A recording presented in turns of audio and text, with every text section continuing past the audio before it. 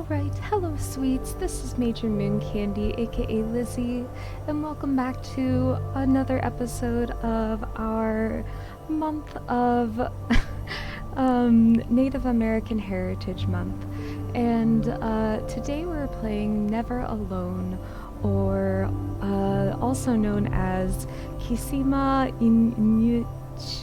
Innitchuna.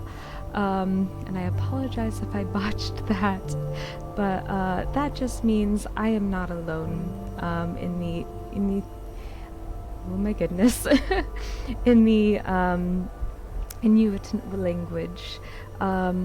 So this story is actually a story that takes place up in the frozen regions of the Arctic, particularly in like Alaska and the Arctic areas. So it's a story that revolves around a small girl named Nuna. She is an Inuit girl, and she has an Arctic fox as her companion. This is a story that features both of them and their friendship, and how Nuna is a brave hero who will go to any lengths to save her village from monsters and just many different calamities that befall them during this time. So she's just so cute, so brave, and so wonderful. Now, this story is it is based on an actual story. It's a traditional Inuit tale called Kunuuksaayuka, which was first recorded by the Master Storyteller Robert Nosruk Cleveland in his collection Stories of the Black River People. Now, in that story, the protagonist is actually a man, and he's the one who goes out and does this journey. But in this story, they took some artistic liberties and made it a small female child, which I think is perfect. It kind of makes the game more relatable and much friendlier, as well as just gives it a much different aspect and more dangerous feeling to it, which I find very, very cool. Now, just so you guys know, this is more of a puzzle platformer type of game, and it is more of a story. I found, which is super cool, that a lot of Indigenous games that are coming out or have been coming out have more been stories rather than full, like, open-ended games like a lot of Western media. They've just been, it's very interesting. They're just one story that they want to tell, and I find that so cool, because most Indigenous people, that's how they tell their lives. That's how they tell their children and their grandchildren. That's how they pass on their lineage and their traditions and their culture, is through storytelling and music and all of these things, which is so beautiful and so wonderful. And so I thought it would be wonderful if I played this game, which is literally just a story, and it teaches about so many things about the Arctic, how fearsome it is, how brutal it is, cold and unforgiving, and it's very interesting. So that is why I'm playing this game today, and so you'll get to see how the Inuit people live and lived even back then as well. Now, this game was developed by Upper One Games in conjunction with the writer of Ishmael Hope, who is also a storyteller and a poet of the Inuit and Tlingit heritage. And it was also co-developed by the Cook Inlet Tribal Council, which is a non-profit organization that works with indigenous groups living in Alaska's urban areas. And that council also partnered with the video game education company called Eline Media. And I believe they are the producers of this game. Let me see here. No, they're the publishers of this game. I apologize. Yeah, they are the publishers of this game.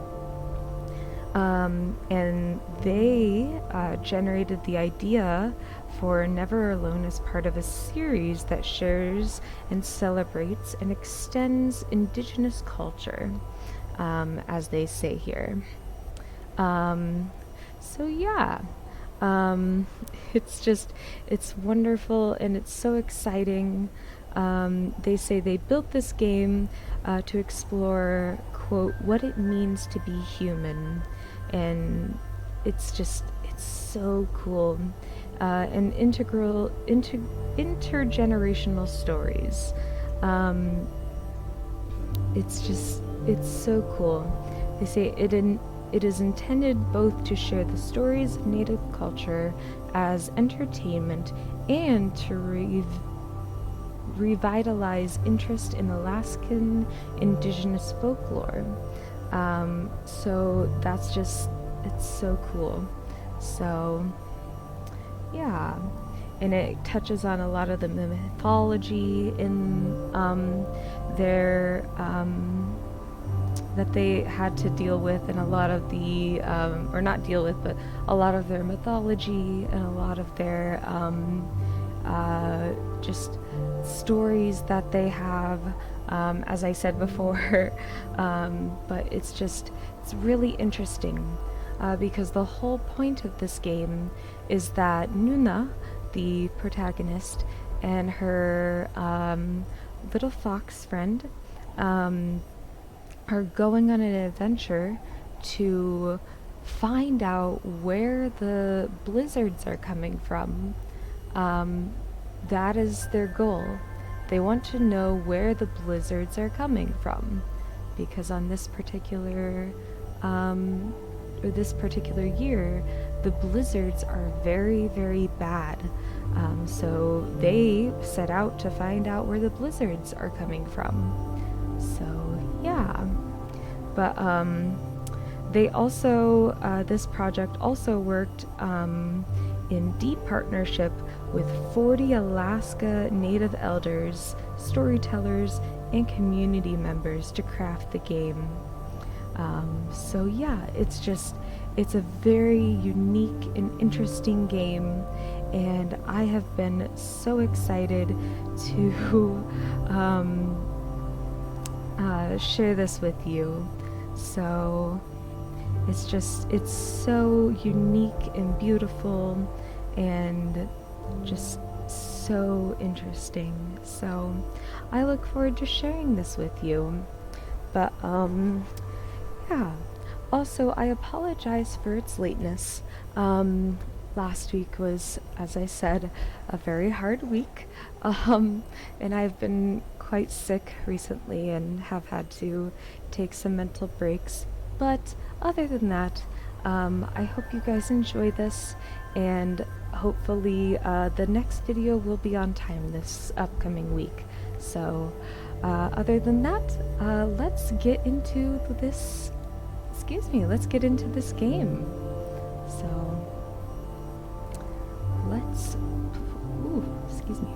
let's play. Oh, also there is a DLC called Foxtails. So I don't have that, but I look forward to playing it. They also mentioned that there might be a what is it called? A new release in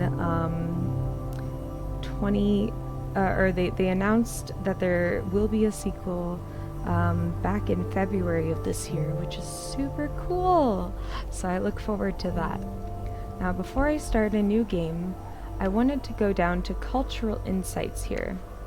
And that is where they talk about some of their interesting things here, because I'm not going to be able to get to all of them today, but I just wanted to share just some of these things with you guys. So I'm going to go towards the end here because you will not be able to see them at all, but these are some of the things that they had to deal with. So here's one that they had to deal with even before the white colonists came, and it's just someone called the Manslayer, and I will let them explain it here.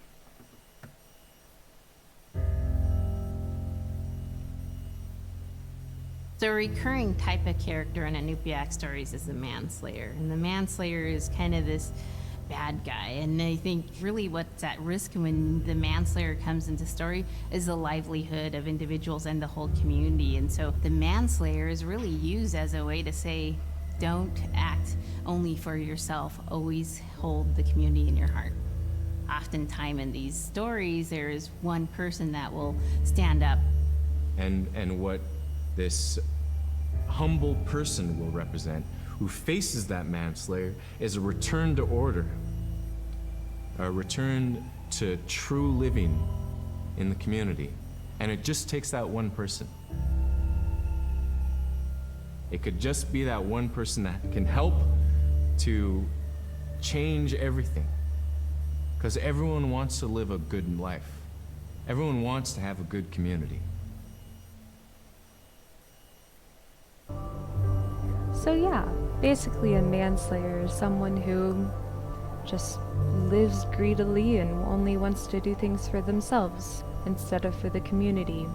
And of course, with Alaska, or the Arctic being so ruthless and unforgiving, you kind of have to work as a community to survive up there. So I actually found in many native stories that there are many stories like this. For example, I know I talked in one of my streams about the Wendigo. That is another one of these types of stories. It is from the the Great Lakes region, though, so a very different tribe. But the Wendigo is actually someone who decided that they were never, nothing was ever enough for them. The food they had was never enough, so they kept taking more and more and more and killing more and more and more just so they could feed themselves, and taking away from the community.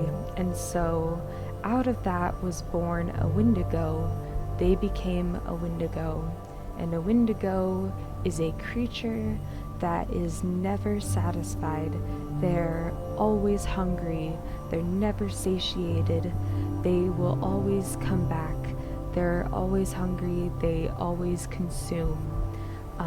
And Western media has made them to be out to be like these weird, I don't even know what, but in at one point it was like a psychological disease in the DSM 1 or 2, I don't know, but and the DSM is just the diagnosis book for a lot of therapy and stuff, but it's definitely not the case, and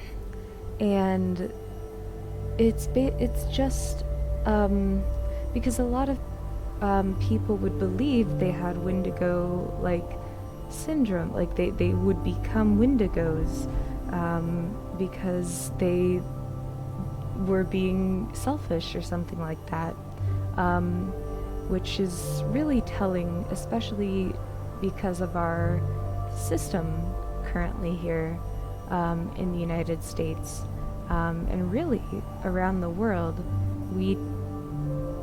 But especially here in the U.S., we honor self over community, which is very, very against what Native culture is.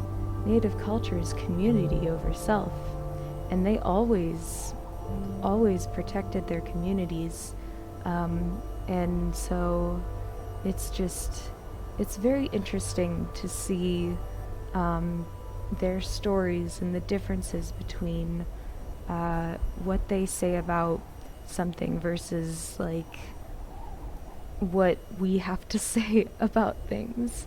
So yeah, but I'm gonna play this one next, and then I'm gonna get into the gameplay. But this is the actual story of Kunuuksaayuka, and this is the original story that this entire thing is based on. So if you would like to see more, feel free to get this game, and you can see this entire thing played through. But this is one of the this is the main guy, and I will show you. I will tell you what happens at the end.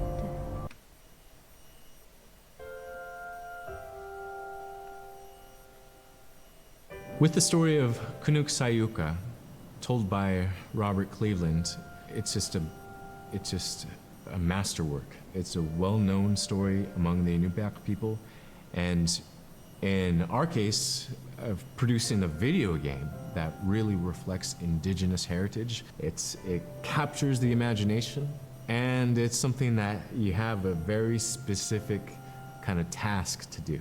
But there's a blizzard, and it is just a non-stop blizzard that is overpowering the people, and there's one man that wants to figure it out. And in our case of the story, it's a girl that wants to find the source of that blizzard. The blizzard man, it's like that is the physical embodiment of an element of nature. And so there's a person that needs to go up and take away that adze, that's chipping away that snow. In that community, the person least expected is the one who stands up and makes the difference. Humility is something that we value, and where that comes from is the idea that you are not the biggest thing in the world. And when you live in an extreme environment like where the Inuit reside, you're at the whim of the environment, of the climate, of the animals. You can be as prepared as you can, by learning from your elders that, you're not the biggest force in the world.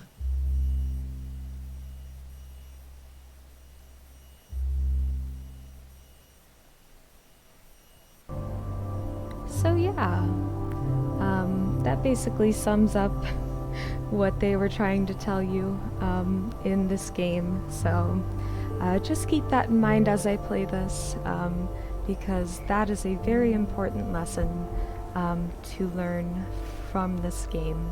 So yeah, but yeah, so I'll probably not be going to the videos as often as they take up some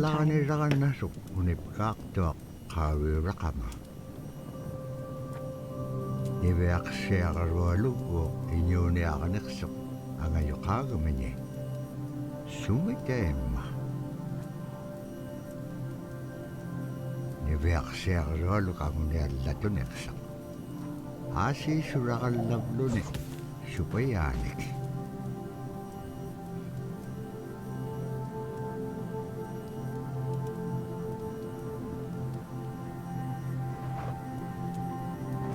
Oh yes, and all of these images were originally made by the Alaskan or the Inuit tribe. Inyune ako din. Ano kautigais? Ano hulinga ilaksak? Ano hulinga ilak pasyone? Kisay ma panirni ilak sibut. Ibeak siya karolog kisay ma isummerpak. Napurasi kangit siya siga summan. Ano huli siguro kumakaan? Summan. Ano huli nga ilak makaan? Napurasi kangit siya siga summan. Ano huli siguro kumakaan?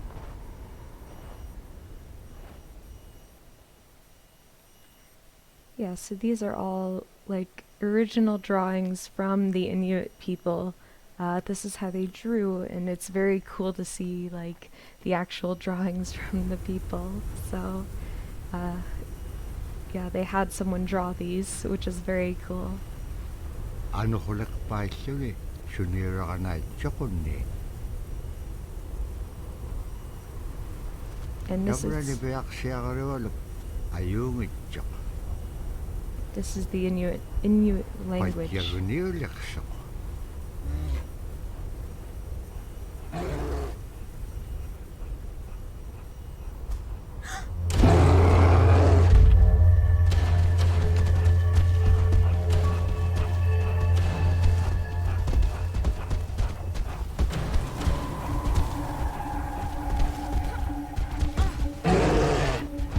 So gotta run from the bear.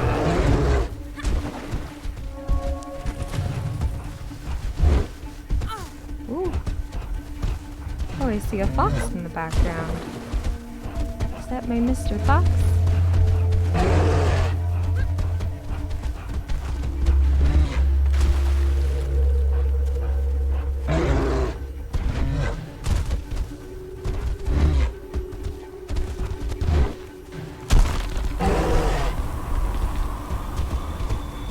Oh no!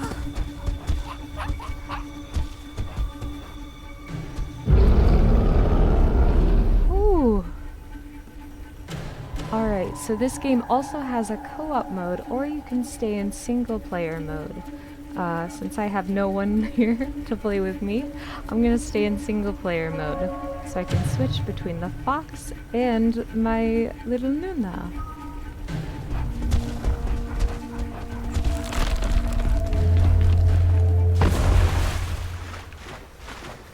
Bye-bye, polar bear. Tukutawayak tok kisimreome. Aranap ka nga piak tok. So now we can swap between them. And they both follow each other, which is very cool. The weather did not clear up as a blizzard was followed by yet another blizzard. Robert Cleveland.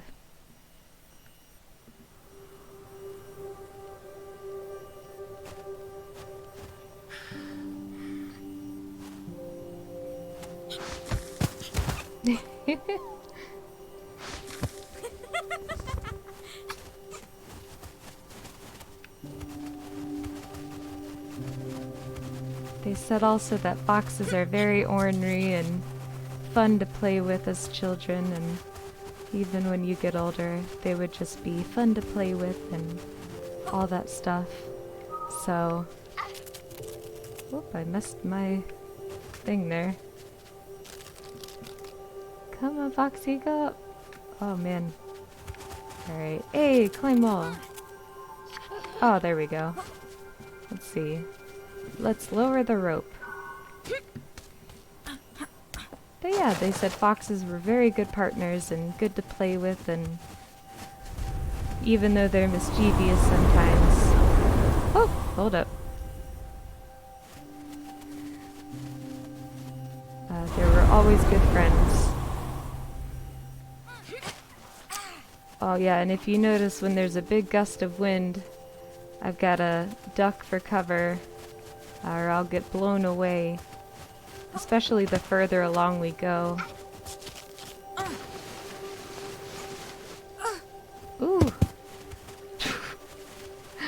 We do take some beatings together.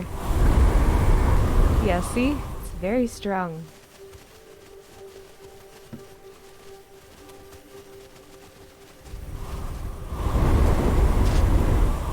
Oh man, that was close. I thought it was gonna fall into the water. Nibiak siya karolo. Tukang singarok. Supayat ikayok takakanib liwit.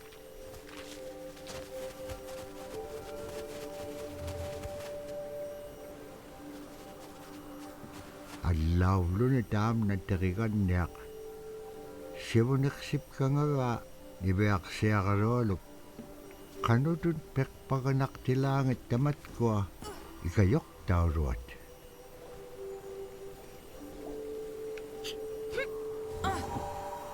And this is very cool because the fox guides the little girl through all of these beautiful, or on top of these cool creatures and stuff, and they're on the spirits, and helps her. So, which is very nice. So, and then this, whoop. This way, they can, whoop, let me up. They can be lowered, and he guides them for her so she can get up and then, whoop, continue up if I can help it. Nibiak siya karolo gulo tarikan niya kalo ikayo Iñupiaq tuk. Siya kakadeo timigani. Ara kangek sinay chokon niya kanok pisilang. Agalan tamra ataw chikon ay ngaro.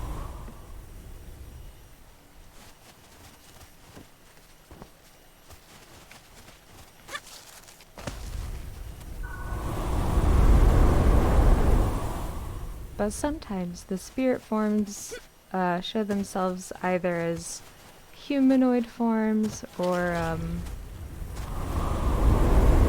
do I explain, like animal-like forms, which is really cool.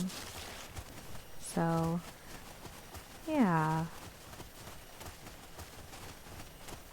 And you'll see that later. These ones are more human-like, so...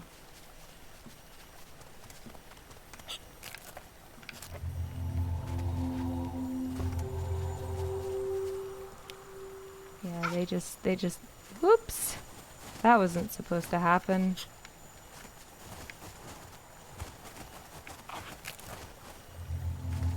Come on down, buddy. There. Alright, let's do this. There you go. That. And then we'll go this way. He's just standing there to make sure we all do well. The spirits in this game are just very unique.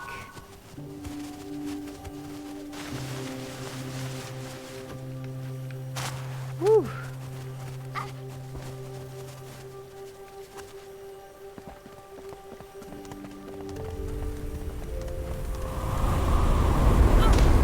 Oh, I got knocked down. Alright, let's see.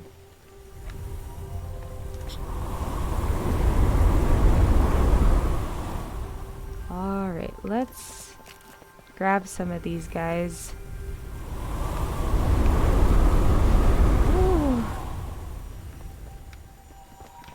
Alright, lower yourself.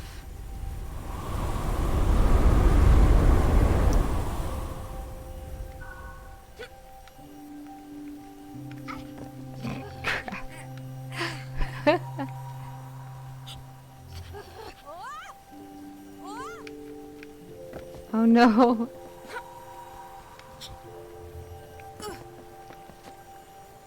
And if my fox friend isn't there, then I cannot see the spirits. So it kinda is a... You gotta make sure your fox friend is following you. So... And it's a very beautiful... Whoops. Very beautiful scenery, I was about to say. My bad.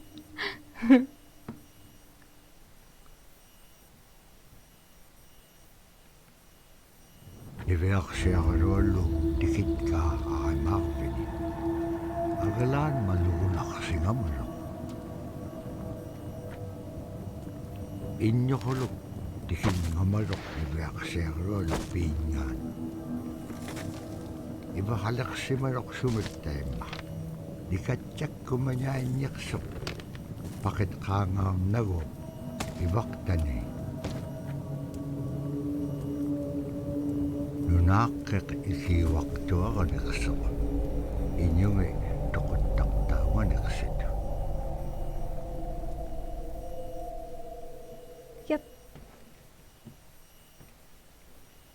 It is said that with each gust of wind, the powdery snow blew in every direction.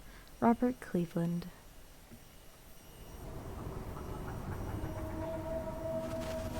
Niveaksiakarolu upperingit ka tautuktani.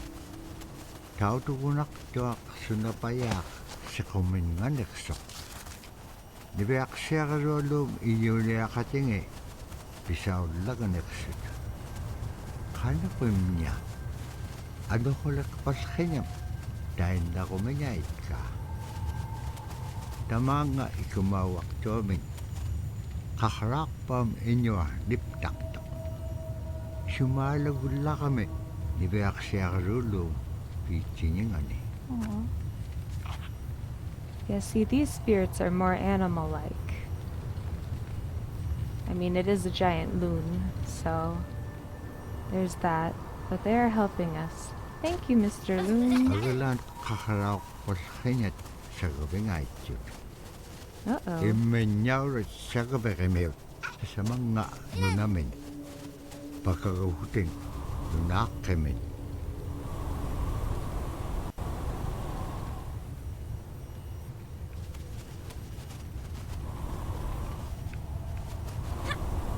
There we go.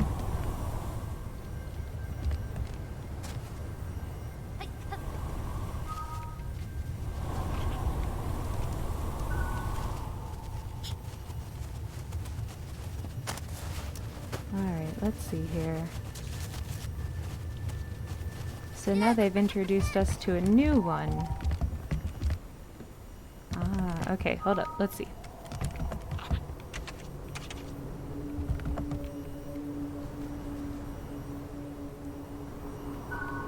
They've introduced us to some little people or something.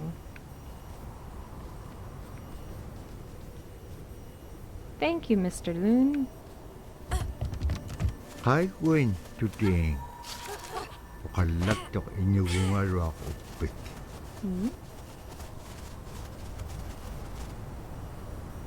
Kano ko ilisimanak pa nga. Isumulagtok ni Beaksya kalwalo ko. Kano kita pura, kau nagayngagikpen. Kailaw di ka piyup ko. Ikayo ko niya kalawagikpen kimon dahil nanakek. Sa bakit ilanga?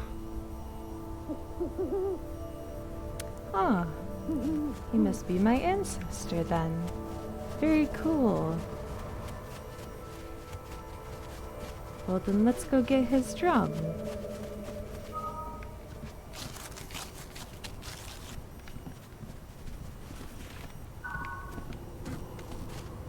It'd be so cool to have a fox as a friend. Oh, there they are.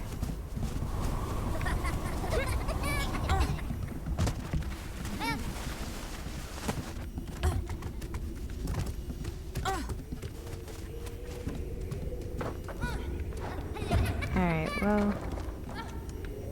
Nope, that's not it. And now I can push. This is still very beautifully designed.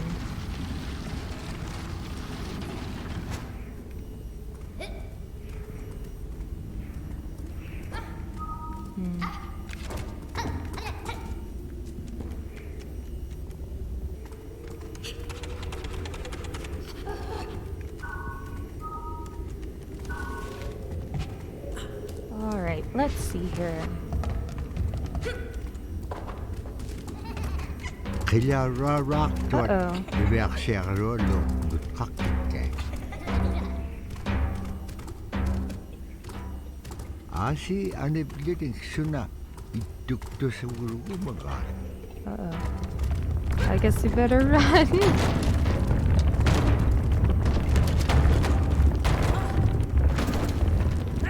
Okay. Ooh. Oh, okay. I see.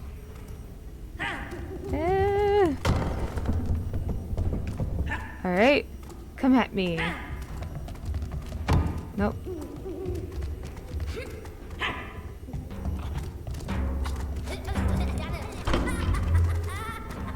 Oh, cool. I got the drum. Sabat ko may akalawit. Imanyaw rat. Bakit ka upir kailaw di nga?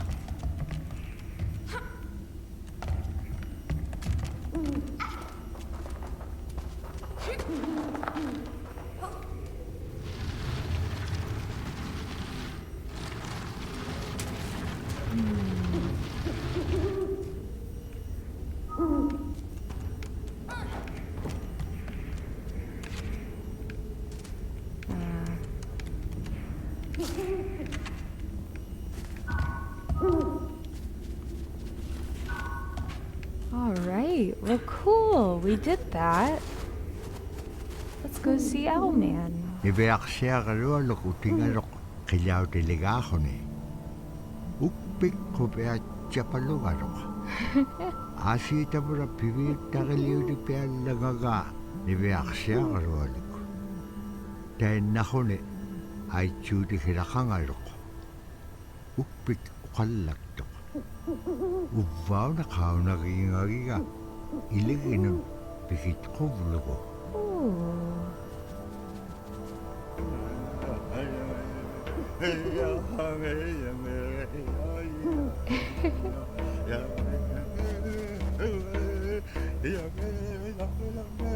Oh, I want to stay and dance with him.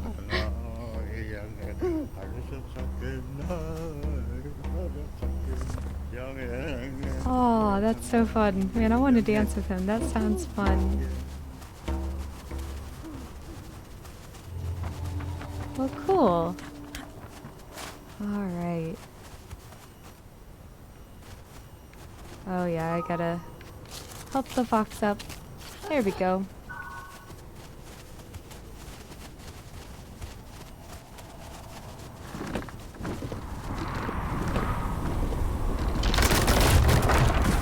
Hang on. Alright. Woo! Nuna, hold. Oh, okay. Oh, that's right, because we've received the bola. Or the bola. Oh, it's another crane or loon. Thank you, Mr. Loon.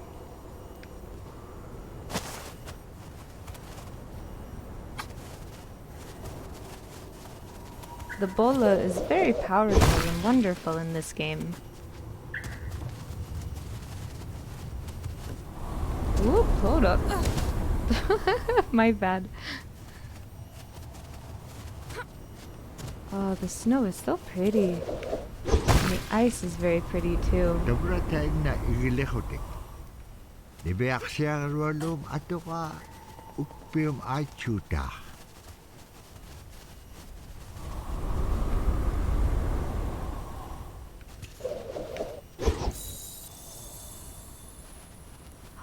Another loon.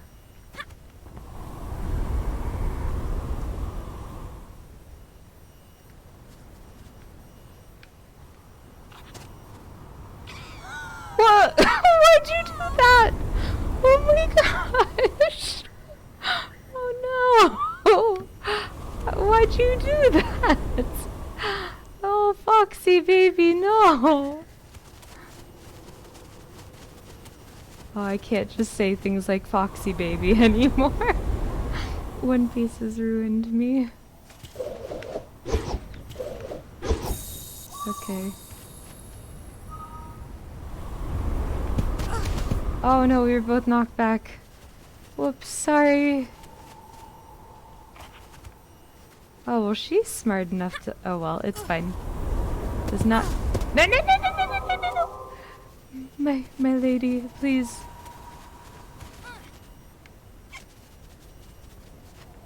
Oh, I can bring this to her. Oh, very nice. Thank you.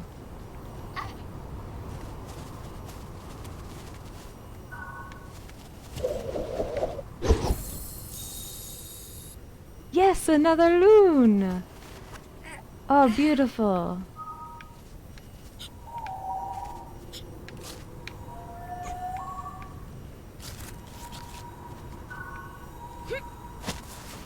Beautiful.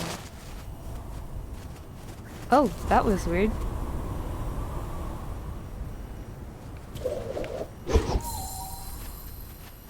I really like the loons. They're so cute.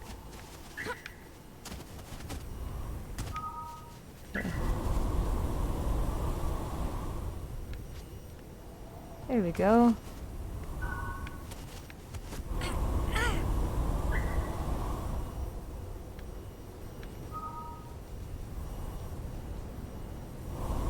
Whew. I see. Okay. There we go.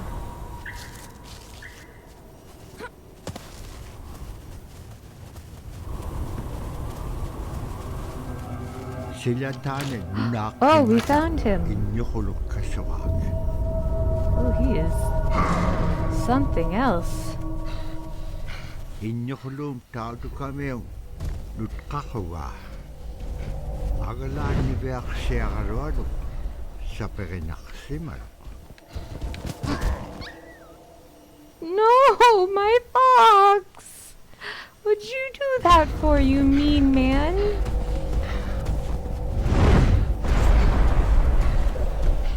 Kinalip sa Beak taatu kameo kilamitaw. Oh no. Tabura iwaktane.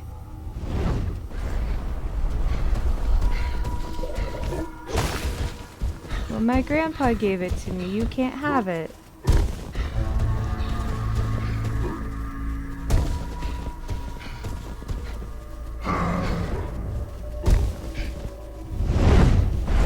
How can he throw fireballs?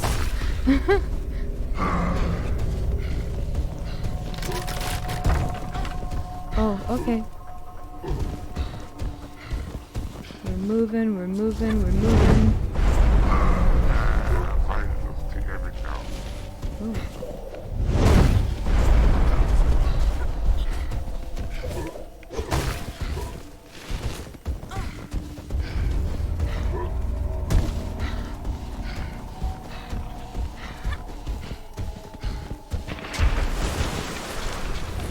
Uh-oh.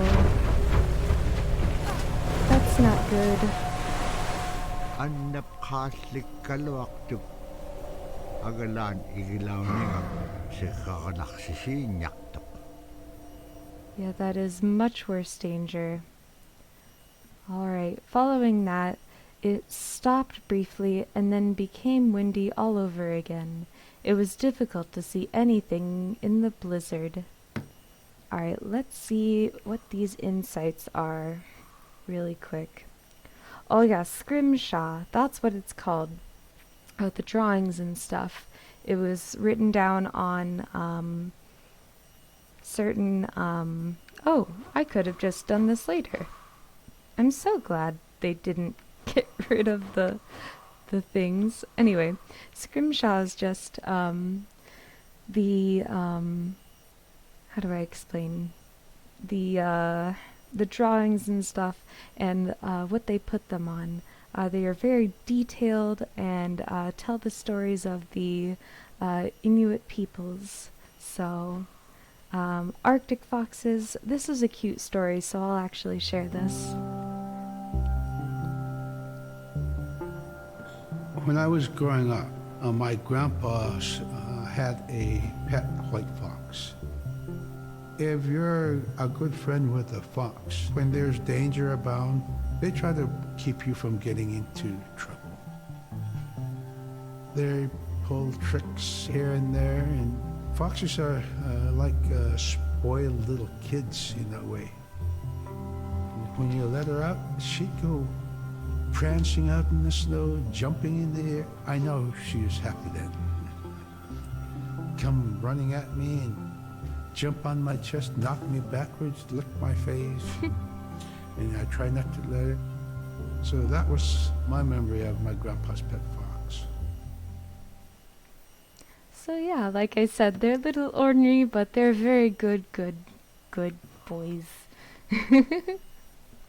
And then caribou skin clothing was very good, but unfortunately with the caribou population and like dying out due to climate change and stuff, a lot of caribou are going by the wayside, and a lot of Inuit people are no longer being able to wear the caribou skins they once wore because they're not as thick and they're not as there or available.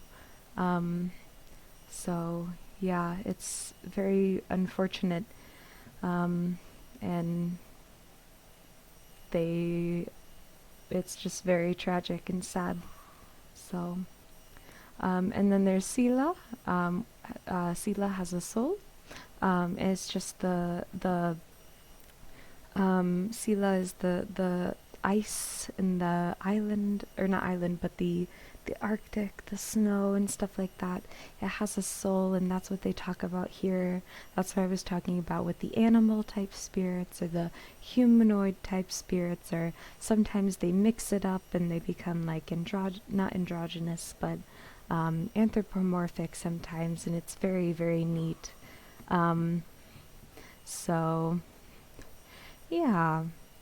And then of course it's all work all the time, because you gotta go and catch fish, you gotta go and work very hard for your community, and the month of November is basically it's all dark all the time, and so you're under the dark of the moonlight at all times, so there's that. But they talk about climate change and how it's affected their trapping and all of that stuff, and how they have less and less availability to trap things and all that stuff. The heartbeat of the community, drums are essential in the community, and they help bring life, and they also help tell stories of the community, and it's wonderful, and it's a beautiful thing. So I'm not playing all of these because I think you guys should look them up or see them for yourselves, because it's just beautiful, and I want you to see them. The Little People are a very interesting tale, so I will play this one for you. They're just like other people. They just happen to be very small and extremely strong. These are stories that are common throughout Alaska. And normally the people are in a size from your elbow to the tips of your fingers, and they possess superhuman strength. So they may be tiny, but they can carry a whole caribou. And if you go up north and you talk to a number of the people in the community, they'll talk about having seen the Little People. There's a place at home that we know, but we don't profess it to anybody. But it's not like the boogeyman. They can be mischievous, they can be ornery, or they can be helpers. And every now and then, we might have the opportunity to see them, especially if they want us to see them. The fact that it's across Alaska really tells you something about our history and how we interacted with nature around us. Which is very cool. I think that's so cool. So just another cool mythology and stuff like that. And I want you to know what the bola is, because I think it's very unique and interesting. This teaches you about some of the Native Alaskan weaponry that they used.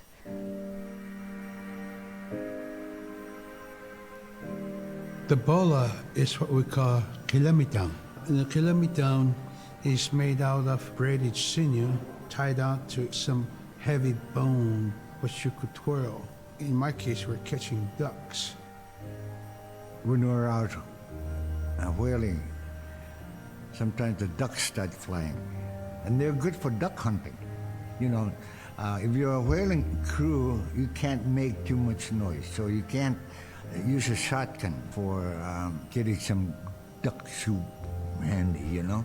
So bolo was a really handy weapon to use for catching ducks. You know, the ducks fly in, you throw it up and tangles up the bird, and down they go.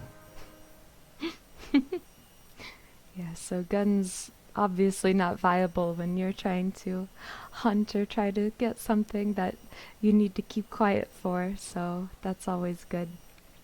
And then as it goes, you can see that they just got stranded on ice, and this guy tells a story about one time when he and his brother and his father all got stranded on a piece of ice that was drifting away, and it was so scary, and how they they had to call 911, and of course 911 doesn't always work up there, and they had to wait a little while, and it was terrifying, and finally they saw Chopper, and his dad decided to burn their sled, so that because it was foggy, so their dad decided to burn the sled they had to create a different smoke, so that everyone could see the black smoke, or like the different smoke that was coming up,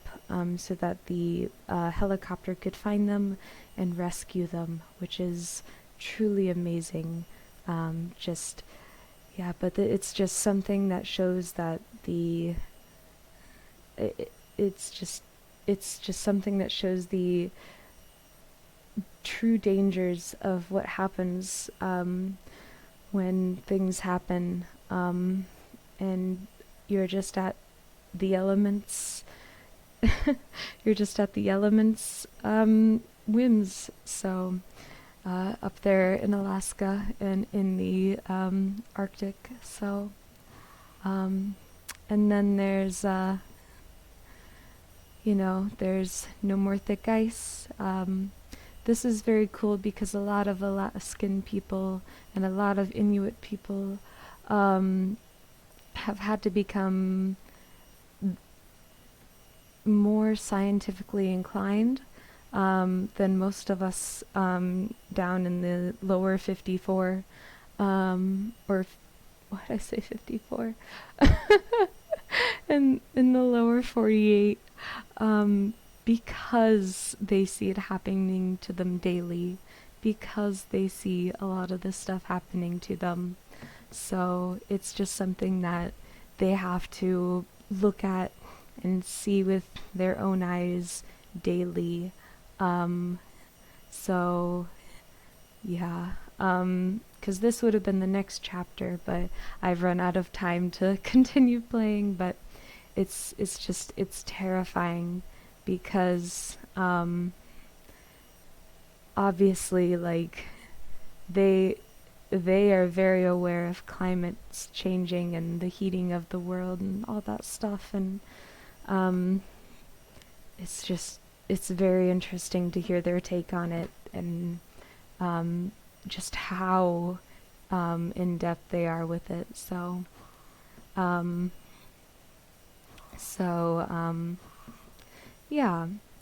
Then this one, A Girl and Her Nanuk. This one is about the bear again, but it actually tells the story of a boy's brother who was trying to protect himself against a bear, and he learned that it was a mother. And in Inuit culture, you are not allowed to hurt a mother of any kind of animal, because then they are dead and there's no one left to take care of the young. And so because of this, he had to go up against the elders and talk with them and because he did this, even though it was in self-defense, he was told that he had to raise the cub, the mother's cub, by himself. And so he took the cub in and raised it, and it was his sister, his younger sister, I'm sorry. His younger sister was talking about this, and she, of course, truly loved the cub, and they got to take care of it, and after a while it started becoming big enough and grown enough to be able to live on its own, and so they set it off to live on its own then. So, but yes, it's just very important to the Inuit people to make sure that the mother stays safe, because it is very sacred that they stay safe. Subsistence lifestyle, it's about community living and trying to make sure that you only use what you need and all that stuff. Everything is alive. This is just the same thing. The ice is alive. The whales are alive. All things are alive. No matter how small, how big, that is what the Inuit believe. Sharing for survival, as I said, they are community culture, which is very cool. Community before the one.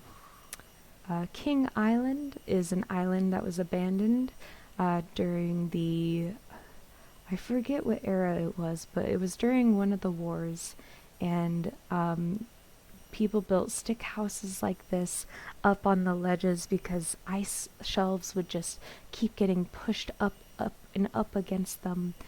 So they had to build these up high, and this island is now just again being retaken by the Inuit people, and it's very interesting and unique. The Northern Lights,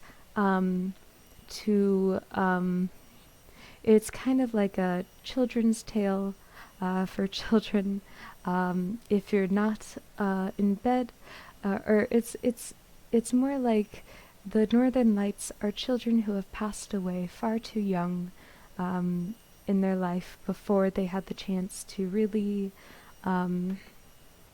become part of their own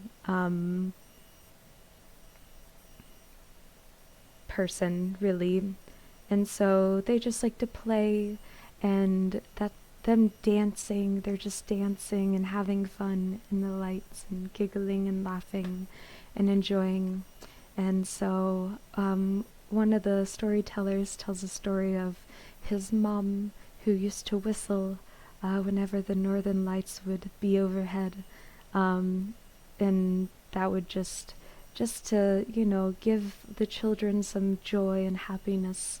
But you can never stay out there too long, because if you do, one of the children might come down and snatch you up and want to play with you, and you'll never come back. It's not like they want to do it on purpose or anything. It's just one of those things that they tell their children to, make sure they come inside sometimes. It's a very interesting thing to say, which I found very interesting. So, and then I talked about the month of the night, which is November.